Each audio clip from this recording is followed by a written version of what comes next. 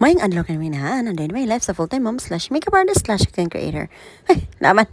It's another day, another video na po tayo handsome muna siya. Ang part 3, na ni siya muna ni pinakalas sa video. Munang tayo pag-uli na ako gikan sa Cebu nga murag padong jud ko urmo. Tungod sa kadaghan sa nanguli. Unya cancel pa gyud ang amo ang padong sa baybay. So pagsulod na ko diri sa may pierno, arang daghan na gyud kay sa mga tao. Kay diri dapat sa may gate 4 kay nausa na mo ang para sa hilongos ug urmo. So before ko moadto sa ko ang gate ngari sa kunit CR. Unya naghubok ko sa ko jacket ug akong kalo din ha, tapos naglip tint ko. Ug ako nagitanggal ako may kay nalubat nagitaon siya. Unya ni ko sa may Dunkin kay wa pa ko kapanihapon. Nikaon ako ko ana og Torx pero kuwang pagyud taon kon pa sa handos. Mo nang nagpalit ko diri og hot choco og kaning choco butternut para makumpleto ni akong dinner pina dessert pa. Unya ni balik ko diri nila ni agaw Midway kay para na ako'y kauban ni padung sa bus ug padung po dito sa may barko na gyud. So naghuwat mi dinhi ang kanon sa ma-open ni amo ang gate dinhi. Ang naghuwat mi dinhi pila ko ni agaw din sa mga kauban. Kay alas 10 man lagi ang biyahe. So base mag-abli ni ang gate mga alas 8. Pagtak na ani sa mga 8:30 murag napila na gitaon din ang mga tawo no. Ug nakasud mi din sa barko mga sakto alas 9:30. Kung nagipanghabol ako din na ako ang power bank, ang habol, ako jacket, kay para unya. Mupisto na ko higda, kaya nakit na ni akong likod. Tungod sa kabugat na ni akong bag, no? Kaya sinina sa kumanghod, igi pabalik diri na ako. Ikapoy na akong bitbit, basta na ako may excess baggage do kuno siya. Laban. Kung makita niyo rin na ako sa tourist town, kay wala na sa economy. Arang ka fully booked yung town kaayo. Kaloyan sa Ginoo, kay morg nakasakay pa ko. Kung itrapaw na ako higdaan na din ano, kay para malimpyo sa anay siya din. Sa tamo higda. Kung sulot ko na ako mahiwagang jacket nga, inatag sa kong sugar daddy, kay para lang dili ta kurugon unya, o di po ta kong bolso, no? Tungod sa katugnaw. Huy, laban.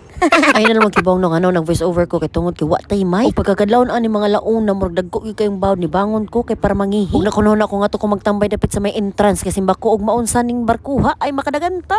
Laban.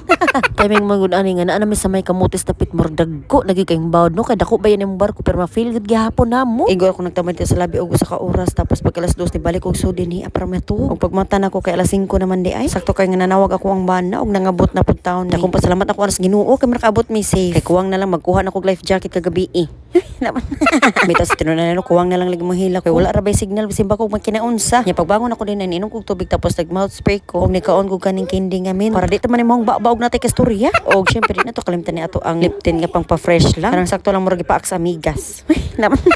Sige po sa nako akong mahiwagang habol din ha. Kay ako na sige pang paslak sa ako ang bag.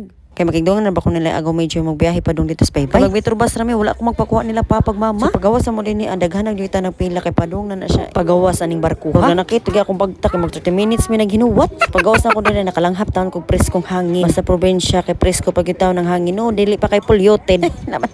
So pag naawg na ko din makita gyud mga view nga na ang daghan kay mga pasahero. So pag naawg na mo din giwat na ko sila agaw medyo og iyang mga kauban kay para magdungan ming tanan. So kung siya nga barko is dako di ni siya no ang bag-o nila sa Ruby. Wala lang gitawag og Immaculate Stars. Mura siya semi cruise ship ba. Kaya ang sulod lagi arang ninduta. So makita ninyo sa likod no pero cute nang gid siya tan-awon kung nakakasalay. So nagbaktas sa may ani kay duol naman der ilang terminal. Nagbaktas naman to padulo. Og dere sa may pier padong dito sa terminal mura magbaktas kag mga 3 minutes po. Mahal na lang basta kay nigawas nimo aning pier na ana din sa atba ang terminal. No nida ka mo sakay. Pagawas mo dagan nag-offer nga nang magbanban ako no pero mga nir gid mi sa metro bus kay para lagi hangin nang amo malangha. Dili aircon kay murag manugnaw gitaon para iwasad sa kabuhi. Kay medyo naglabad para ba ni akong ulo. Kay murag butlag na putaan ni. So sakto kayo sa bus no kay puno naman siya nang larga na dayo. So piyong ako din na kay na feel na ko ang hangin nga tugnaw gyud kaayo grabe. Kakurog sa mga bukog. Sa mga nang naka-jacket ako nagkalo. So gikan sa Ormoc padong sa baybay diri dapat sa amo is more than 35 minutes or to 45 minutes. Pero magsakyanan may no private nga sakyanan is more than 35 minutes ra. Pero og kanang mga public lagi nga na mga bus is 45 minutes to 1 hour gyud kay magunhunong man. So pagabot ako diri sa amo motabok na ako daghan man kayon mga nang labay. Kay timing magudan ning adlaw kay brand out pa sa buk baybay. Mo nang kasagaran baybayan no tuas Ormoc nagtingkagol kay magpabugnaw.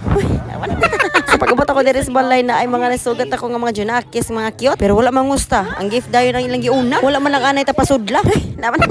Salamat gani ko ani kay pagsulod nako kay naa man isiga. May gani ko wala maapoy ning amo. Wala ba koy tarungtog pagkagabi. Akong mga eyebags nang gawas na. Sumo nang arang pasalamat nako kay nagsiga man na ini maka-aircon pagyud ko ron. Sumo nang pakiskis ko mga madina kamahangin na pud ko nga matuog sa anay ko kadto pisag 3 ka oras. Before that ako sa ni panghatag ni akong mga pasalubong sa akong mga anak. Mga biscuit ko na palit sa 7-Eleven kay mura man adtuan. Kay wala man mi nakadto na og mall kay murag busy na magid namin sa life ato nga time good. Kay nag-relax si Mimig whole day. Kay muhunot na kuno siya siyang biyahe kay 46 hours more than. Kay 4 connecting flights. So mao nang sa 7-Eleven na may kutob. I'm home, mga inahan.